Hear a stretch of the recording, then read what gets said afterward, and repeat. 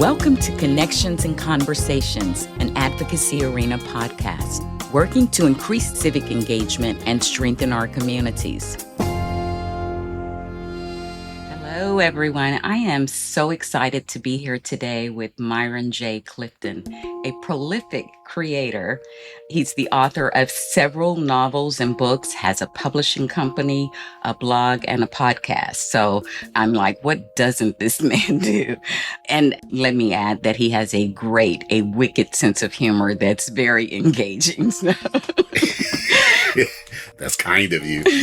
Well, thank you, Myron, for being here with us. I want to give you an opportunity to say hello to the Advocacy Arena audience. Hello, Advocacy Arena audience, and thank you all for having me on, and thank you for inviting me, and I'm looking forward to our conversation. I am too. So let's dig in and get started. As I said, one of the things that you do, you're a great prolific creator, and you have written a lot of books and novels, and you have your own publishing company. How long have you had the publishing company? I set it up probably, I think, in 2013, so I guess about 12 years now.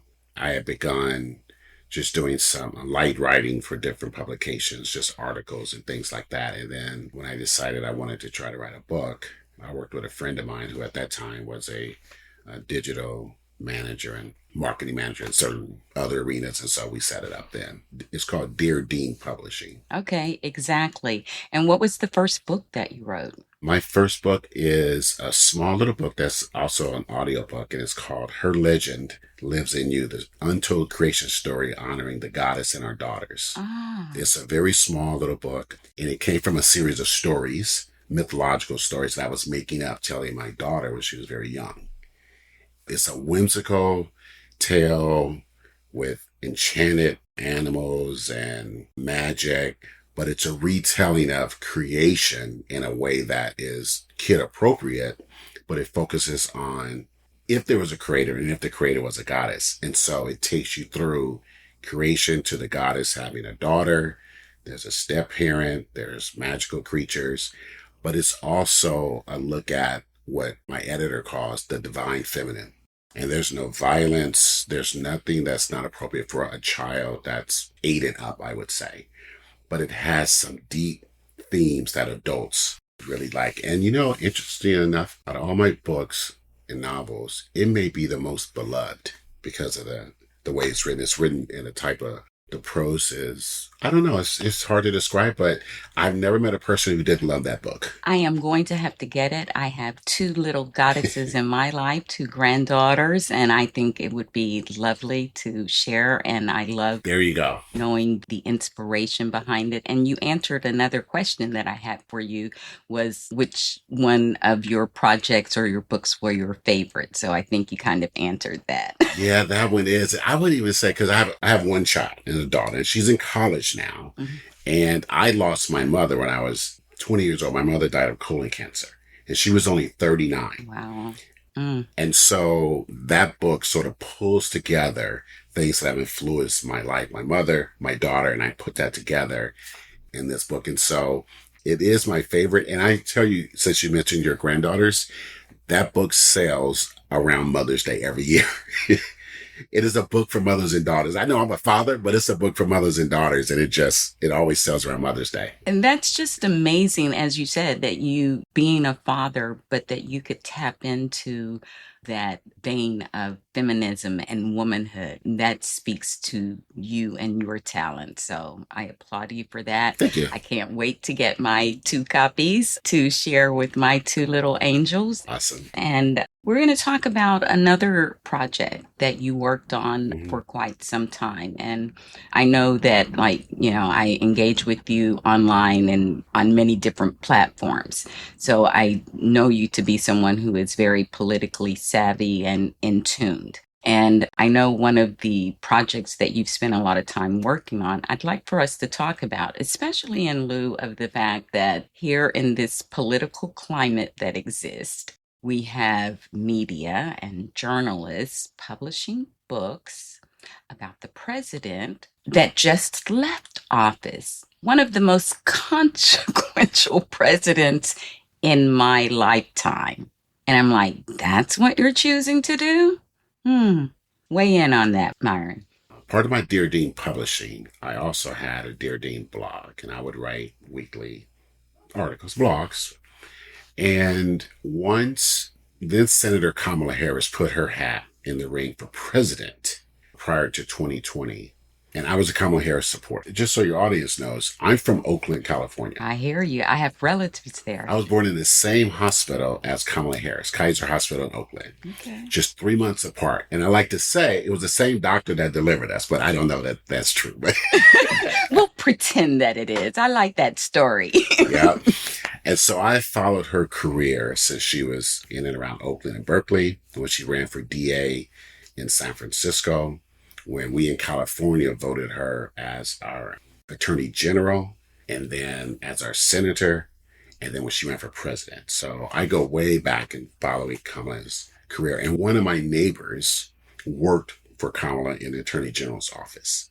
So I've been a follower of her and an admirer of hers. She's a terrifically talented lady. She is. She's remarkable. And so when she put her hat in the ring, I followed her immediately. And then when President Biden or candidate Biden selected her as his running mate, I decided right then that I was going to chronicle their time in office together. Wise. And I wanted to do it real time. So some of the articles, some of the essays and pieces that are in the book, I was writing as they were happening. And so then once she ran for president and then lost, I put it together. I think I had 3 editors, and we were furiously trying to get this book out prior to the election. And we ran into some hurdles because some places would not display the book because they said it was pro-President Biden, Vice President Kamala Harris, and they needed an equal platform for the candidate Trump. So I didn't get it out as much as I wanted. However, I captured everything up to her losing. And so it is a chronicle. It's about a 5-year span, 2019 to 2024. All the key points of their administration, their accomplishments, the things that she was doing, going around the world, editorials as well. You know, I captured my views and opinions. And it's the first book about them. And so now speaking about that other book that just came out, it ripped into President Biden, who, like, I agree with you. I'm 60 years old, and he is one of the most consequential presidents of my lifetime. And I am, like many people, I love President Barack Obama, but I also realized the limitations of what he could do. And that's a whole nother conversation. And like many people, I admire President Biden for being a great vice president to Barack Obama. Mm-hmm. And, you know, something I just mentioned the other day on one of my TikTok videos, I admire, and I think it's admirable for all Americans to know the journey that a man President Biden's age took, right? Born in segregation, and he held segregationist views early in his life. He was born into it. That man progressed, right? He grew, he learned about us. He became comfortable enough with us where he accepted the vice presidency for 8 years. Mm-hmm. We know, and I learned this from my grandparents, that not many white people will follow black men and black people, black women. He did that with President Obama. And then he picked Kamala Harris. Yes. That's a historical thing he did, right? And so my book captures the best of President Biden as well. And it's selling very well. And I'm very proud of it. Well, good. I can't wait to get that one too. As I said, I'm going through renovations, and this year has been crazy for me, not to mention, you know, the political climate, but just in real life. That's hard. But I have these lists that I'm keeping, and so your books are on my list. And I like what you expressed about President Biden, the arc of his life, you know, and how we can change and often do. And one of the things that I really admire about him is like how he lifted up and leaned into Black women. Like that, to me, he will always be endearing to me for that. And I'm really saddened and sending his family and him just all sorts of prayers for his recovery, because I want this man to be able to enjoy his life with his family outside of politics and public service, because he's been a lifetime of public service. Yeah, 50 years. And he deserves his rest. He deserves to be able to spend time with Dr. Jill, his wife, his grandkids, and to be that elder statesman that retiring presidents like to be. He deserves that. Him sharing his diagnosis, it was devastating. Prostate cancer is no joke, period. And for him to be like one of his key issues or things that he championed, yes, was the cancer moonshot. Yes, it was. He put so much into that. I hate that he doesn't have to, but he is undergoing attacks from so many in the media. Mm-hmm. And they're using those attacks to attack Kamala Harris as well. And it feeds into this thing that you can't even be a good person and expect to be treated with respect, even after you're out of office. I think the way that the American media, particularly American media, has sunk to always stay in attack mode is really a disservice to the American public. It really is. I mean, and I don't even look at them as journalists anymore. It's more infotainment. That's a great point. Because, I'm a little bit older than you, but I grew up with folks like Walter Cronkite, where the news was the news. Like, it was the news. Yeah, your opinions, that was another whole thing. And we could get access to that in some ways. Yes. Like now, all of it is opinion driven and riff with biases. And it's okay because we all have them. But I think they do the citizenry a disservice by not providing just some basic news and context. That's the thing. Like, even when they tell the facts, I don't like that they use false framing, i.e., the framing of Republicans, like they're still calling this big, beautiful bill. Like, it gets it to seep into the psyche and unknowingly of people. And I want them to be better because we really do need them. But if they're not going to do their job, then we need to find other folks like you and other folks who are reporting and providing information, freelance journalists and writers. I think you make a good point that freelance journalists, and we see it online. So those of us who are chronically online, we see the other non-big media journalists, the ones who have blogs and their own websites. And I even have a monthly digital magazine. It's called Dear Dean Magazine. I mean, speaking of, I subscribed recently. I do a lot. So I'm like, when does this man sleep? I keep looking and I'm like, he does that. He does that. And you do a podcast. I do a weekly podcast, and my magazine it's called Dear Dean Magazine. And I get submissions and contributions from anybody and everybody, but it is definitely pro-democracy, pro-Democrats, pro-Black women, pro-LGBTQI, and I will publish it, but I don't write all the articles, but I write a lot of them. And it is because, as you were saying, we have to have a robust citizen journalist environment because we're not getting it from big media. We know that you're not going to get it from any Fox affiliated media, from Sinclair. You're not going to get it from Bezos controlled media, or I can't think of the guy who owns the LA Times. Right. That guy. And you're just not going to get it. And even in looking at the way the journalists, as they were formerly called, are rallying around that other book and defending that guy, even though the sources are either anonymous or people have come out and said, that didn't happen. I was there. That didn't happen. I mean, I am just like appalled that Jamie Harrison, he said it very clearly. I was there. That did not happen. And then the guy says, read the book. Like, you want him to read a book to find out what if something happened to him? Like, get real. It's just terrible. And that's why, it's really important that we get these type of, not just my magazine, but there are other people who have things, because those of us online, we see it. But I know in some of my family chats, sometimes I bring up something and my family chats, they have no idea. They have no idea. And even going back to the election, I would say, here's some of Kamala's policies. Here's what she's proposing. And I have, my family child ages range from 30 to 70. Sometimes they just wouldn't know. That stuff isn't getting out because the big media that people are used to depending on, you're not getting it from Walter Cronkite. It's not coming out. Exactly.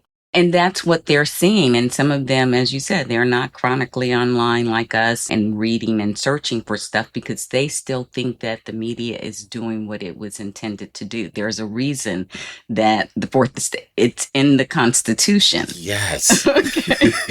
It's right there in the Constitution. I hope that one day we can move back towards actual journalism, holding power to truth, doing that. I don't know when that day will come, but I hope we can get back to that. I do too. Until then, though, we're going to keep looking at people like you and, what kind of suggestions do you have? And definitely we want folks to subscribe to your newsletter. It's free. Yes. And it'll just be dropped to your mailbox once on around the 20th to 22nd, something like that. Okay. When we post the episode, I'll make sure that I put links in to your site. That's great. And as I said, I recently subscribed, and who knows, I might get up the nerve to make a submission. I would love it. I get professional journalists, writers, and I get novice. And I just say, you know what? Get it in. You don't have to be a professional. Just get your words out there, be heard. Yes, and I think it is important. And those of us who are politically in tune become sources of information for our family and our friends who are not. So I feel an obligation at this point to stay well informed, because I know that many people in my circle will call me up or look to me if there is something going on they're not sure about. Well, is this what's happening? Can you explain this? Or have you heard about this? Yes, that's a big deal. I recommend, just like you're doing, the thing you hear about, even podcasts, like, share, review, all those basic things really do work. Because we don't have the reach of big media. And then if we drill down, because I am on all the social apps, and there's something that's very consistent about all social apps. The more conservative you are, the higher follower count, the higher views you get. Because conservative people tend to be white, then the white accounts and white conservative accounts have the biggest audiences. And those of us who are on the blue side have smaller audiences. And then if we're Black, we have even smaller audiences. And then if we're Black women, we have even smaller audiences. So it's hard to break through. Exactly. And that's true on Twitter, Blue Sky, TikTok, YouTube.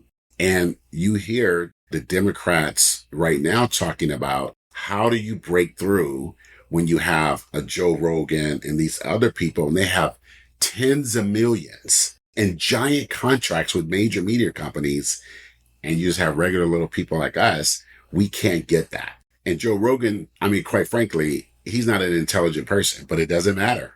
No, he draws the people, and that's the thing. Unfortunately, and a lot of people think that because these folks online have big followings, that they're good, like they're providing good content. And I am always trying to remind people that, the two are not necessarily equal.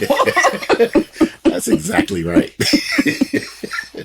That's exactly right. And so, I decided, because I worked in corporate America for 41 years. And then shortly after COVID, I left. And I had already started writing, and I thought, you know what? I am going to be my own version of Murdoch. I'm going to create my own empire. And so my weekly podcast, my monthly digital magazine, and I'm writing my books. And then I put content out across the media. And, I'm small, I'm one person, but there's more of me out there, and there's more of you out there. And our messages have to get through. So going back to your question, I say we have to support each other. We have to share each other's work. Right. And we have across platforms. And that even means, this is sort of taking a little turn, but it even means, like someone said to me online, they said, I want to buy your book, but I don't want to buy it from Amazon. I don't want to support Amazon. Can you point me to a local bookstore where it may be in? And I said, okay, I want to share something about that. The major publishers are just like major media. it's the big people that they'll put in all the bookstores, right? And it's harder for smaller people to get those contracts. And so I can't change Jeff Bezos. And Amazon is the largest distributor of books. And so my book is there. Now, I can find in my area, I was able to travel to 10 or 15 local bookstores to get my book in those bookstores. But that's 10 or 15 bookstores. Exactly. Right. That's not the reach that you need. We have to be in a place, an Amazon marketplace. There are other online retailers as well, because Barnes and Noble will sell mine and a few other smaller, but it's not entirely fair to small creators to say, don't go to the largest distributor of this stuff. Right. We have to be strategic in our boycotting because we ran into this problem with folks boycotting Target because during the pandemic, there were some Black merchants who, vendors who got their products in there, a lot of Black women. Yes. So when we boycott them, we boycott these Black women who just had an enormous space opened up for them. So you got to think about this, and it's not always black and white. And we have to be very strategic because like you, I have a small little book out there on Amazon. I don't even really talk about it that much. It's a soap making book because that was a passion project for me. Sure. But again, like you said, nobody's going to be carrying that thing, going 100 books. Yes, I can't travel to the 5 biggest states and visit local bookstores. You can't even call them and email them. Like it's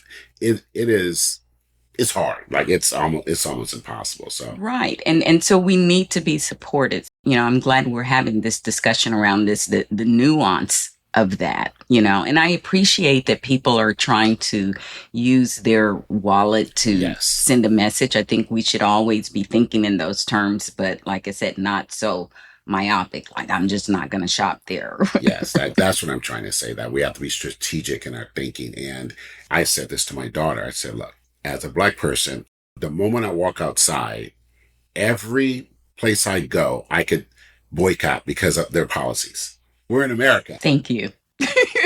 Right. Even inside my house, my mortgage owner, I could boycott everything. We've lived long enough, right? But we have to survive in this country. And so to your point, we have to be strategic, right? We don't have the luxury of some other communities that could just say, I'm never going to Walmart. Well, you know what? Some places there's only a Walmart. Yeah. In places like where I live, I'm in Tennessee. I really would have to go out of my way to shop other places. I can order stuff from other, but it's not always easy or affordable for us to do it that way. And unfortunately, Walmart wiggled their way into a lot of these small towns and stuff, being the price cutter. But, not only did they give us low prices, but they also put a lot of other small businesses out of business. They did. And now they own us. Now they own us, right? And they give us a few jobs here and there. But there's some people, like you're saying, who Walmart is the only thing within 10, 20, 30 miles sometimes. And what are you going to do? Exactly. So we have to be smart about this. And I want to start to wrap up. Okay. But I really, really have enjoyed this. And I would like for us to do this again. Anytime. Because as you said, I think it's important that we amplify one another because we are swimming upstream. There are a lot of people who are probably not as talented as you and I who could go out there and get all kind of backing and exposure. Yes. So we really have to fight for ours and we should be in that fight together. So, as we start to close here, I'd like to give you an opportunity to just speak to the audience about whatever is on your heart. And please do tell them where they can find you. I appreciate this time with your audience, and I'm on all the apps. I am either Myron Clifton on the app or Dear Dean Publishing. It's one or the other. And if you just search my name, Myron Clifton, that's my handle on all the apps. My Dear Dean Publishing website, that's the website, Dear Dean Publishing. You can see all my books. You can subscribe to my magazine there. My weekly podcast, which is in its 4th season, is called Voice Memos. I know. I just discovered that. I was like, like I said, what doesn't this man do? Yeah, it's me and one of my good friends, a white woman, and we talk pop culture, politics, race, gender, food, because she's a vegan and I'm not. So we go back and forth on that. It's so interesting. I can't wait to go through some of the back episodes. I was like, oh my God. Yeah, we have fun. TV, movies, just the whole deal. It's just two friends for 40 minutes to an hour a week. In my magazine, we take submittals. So if you want to submit something to the magazine, Dear Dean Publishing comes out once a month. Just submit it, send it to my email. You can submit it on my website. And then something that's on my mind right now, I want to share this with your audience. I mentioned before I'm 60 years old. And I could name perhaps 30 country and nations that my government has told me to hate in my lifetime. And all over the world, right? This hemisphere, the continent of Africa, Europe, Asia, they've told me to hate these people from these countries. And I don't want to be told who to hate. I don't want to hate anybody, right? And I don't want to be told who to hate. And I'm not going to hate on demand, right? Just hate on demand. Right now, like this government telling us to hate Canada, right? It makes no sense. And so that's been on my mind, that a lot of our anger at the rest of the world is because we're told to hate the rest of the world. And I don't think we should hate the rest of the world. I agree, because there's nuances there as well. And having spent a decade in another country, as I'm a veteran, I spent a decade in Germany, and I got to go to East Berlin when it was still under communist rule. And I was there when the wall came down. So what I always try to remember is that take for instance, our country now. Like, all of us are not like the people who hold power. Exactly. And I can't change that man and his policies. I don't have that power. Exactly. Yeah. But some good people are here and reside in this country. And you can find the same with other countries around the world. And I love that you phrased it like that. You don't want to be told to hate. And one of the things that I'm starting to try to do too is to try to explain to people that like the nuances just of our humanity, of us being human. You talked about in the beginning how President Biden, his lifespan in art, he changed.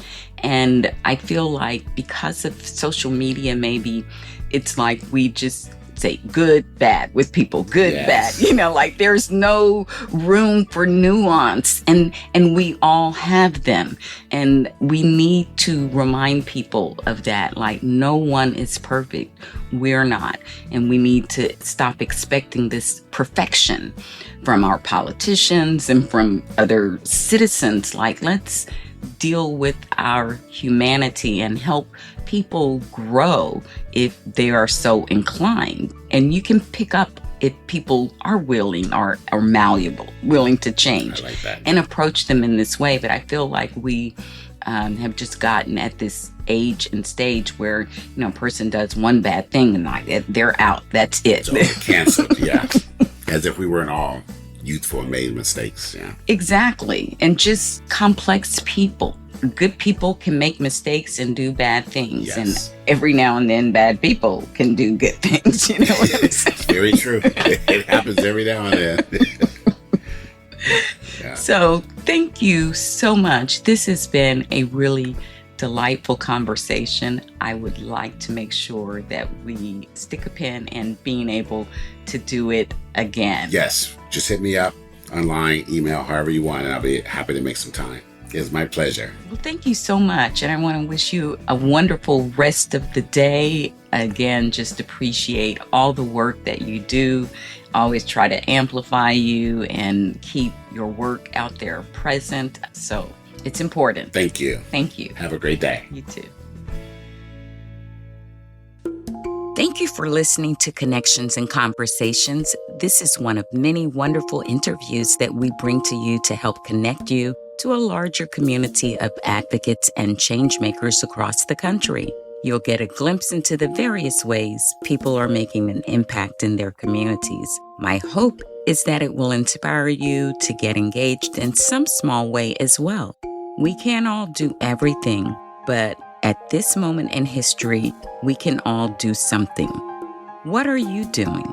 One of the things you can do is to continue to listen, subscribe, and share this Advocacy Arena podcast. You can also join and support the growing grassroots advocacy arena community in other ways. Join our weekly live chats hosted on Spoutable every Monday at 12 p.m. Eastern.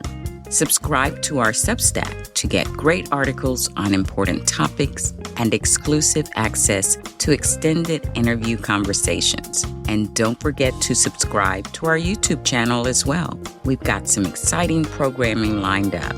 And keep listening to our regular podcast episodes wherever you get your podcasts. And of course, subscribe and give us that all-important 5-star review.